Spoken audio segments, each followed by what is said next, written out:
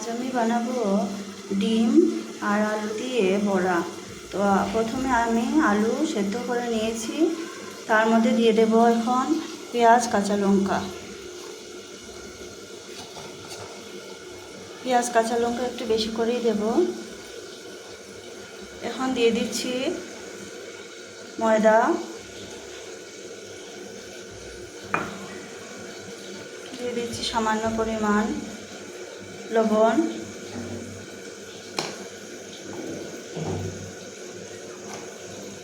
দিয়ে দিচ্ছি হলুদ গুঁড়ো, দিয়ে দেবো এখন দুটো ডিম। এখন এগুলি ভালো করে মেখে নেব।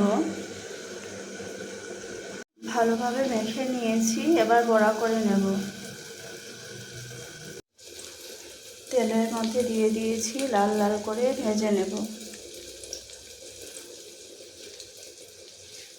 দেখুন বন্ধুরা, বড়াগুলি কি সুন্দর লাল লাল করে ভাজা হয়ে গেছে। এবার আমি নামিয়ে নেব। এভাবে প্রত্যেকটি বড়া তৈরি করে নেব। সবগুলি বড়া তৈরি হয়ে গেছে।